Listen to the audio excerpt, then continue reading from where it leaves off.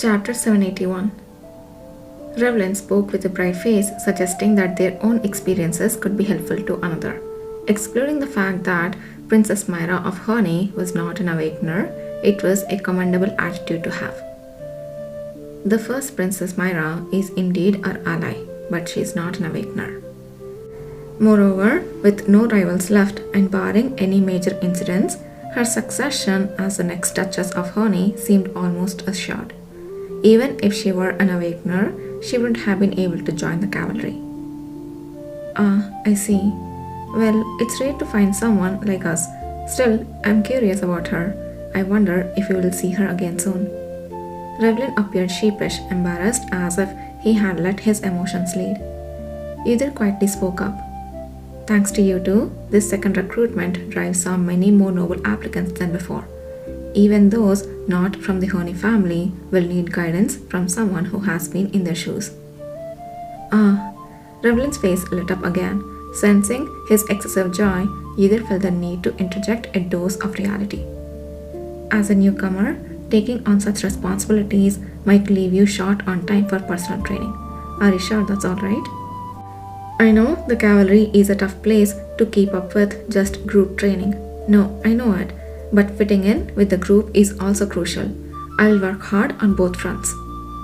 Either wanted to respond that this was not out of concern but to help him face reality.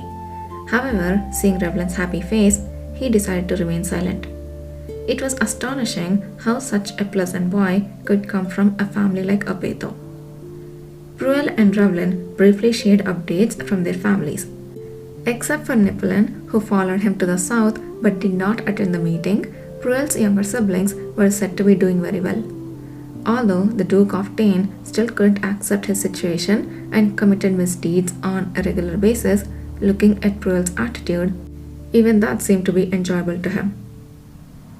At first, he just sent threatening letters, but now he's resorting to direct harm through hired goons. Thankfully, our servants are loyal and he can only hire outsiders. Is everything okay? What's the extent of the damage? It's fine, no one's hurt.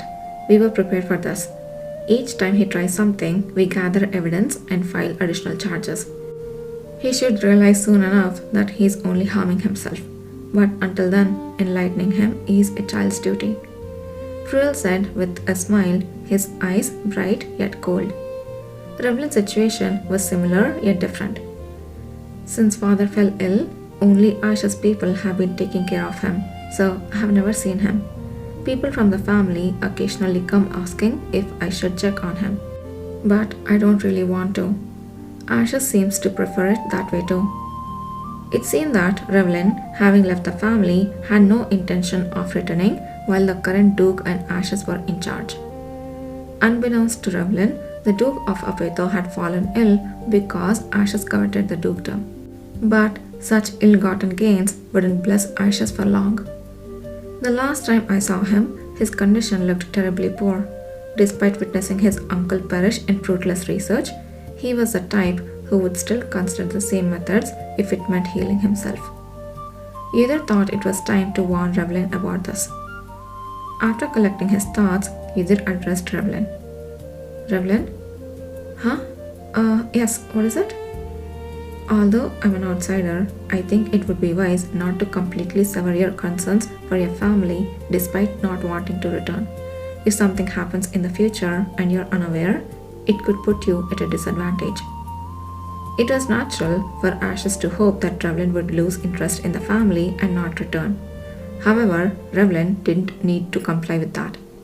Quite for now, Ashes was still Revlin's enemy, and an enemy's desires often spell harm for oneself. After delivering a general warning, Uther added softly, Of course, you're a member of the cavalry, and we all will support you. That's actually something I wanted to say to Revlin too. Pruel interjected timely and gently.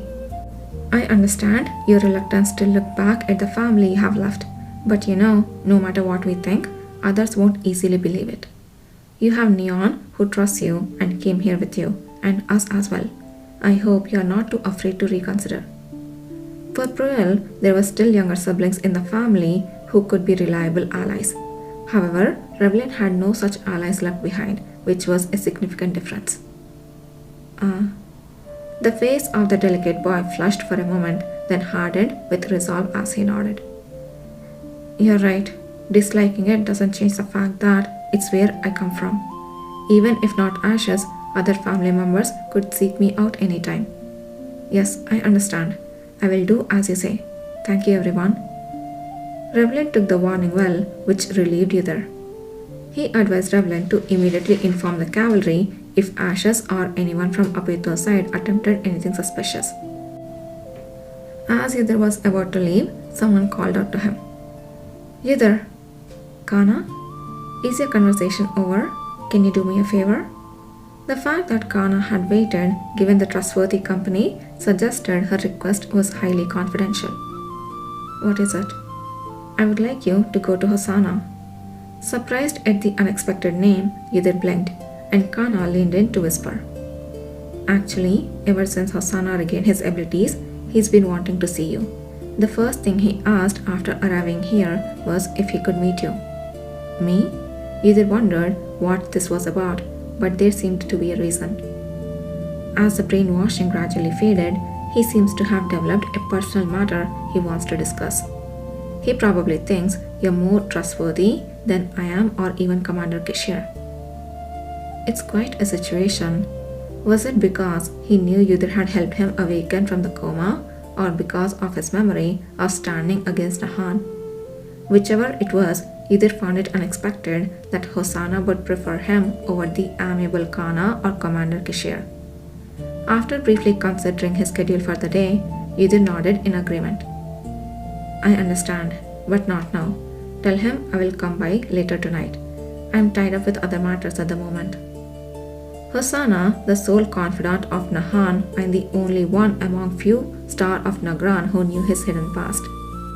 What could he possibly want to discuss that he called out for Uther? Uther turned away, swallowing the unknowable questions that arose within him.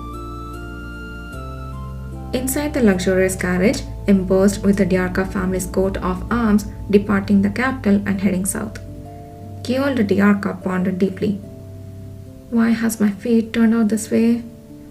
He had always been the youngest son of the Diarca family, never involved in significant matters. Important affairs were handled by his father, older brother, and sisters. Keol's daily life consisted of nothing more than commuting to the Imperial Knights and practicing swordsmanship. But why? Why was he, a representative of both the Diarca family and the Imperial Knights, carrying the grand title of Emissary of the Crown Prince, sitting in the carriage heading to the undesired south? No matter how much I think about it, this isn't right. It just isn't. What do you mean it isn't right, Sir Keol? A cold voice echoed from behind him. Keol stiffly turned his head. A boy, wrapped from head to toe in a luxurious cloak, sat with his arms crossed, giving Keol a chilly gaze. Despite his beautiful yet youthful and fierce face, Keol couldn't help but clench his teeth. This boy had always been the most infuriating part of Keol's already maddening life. His name was Kachan La-Or, the Empire's sole and noble crown prince, someone who should never be here. It's nothing. I was just thinking out loud. Why was Crown Prince Kachan here? The answer was simple. He had snuck onto Keol's carriage after escaping the palace, driven by a single-minded desire to help the sage who had healed him. What in the world? This is driving me insane. Keol mentally shed tears of frustration, recalling the date they departed. Wait, the Crown Prince is also heading south? And for Sage no less? Gosh.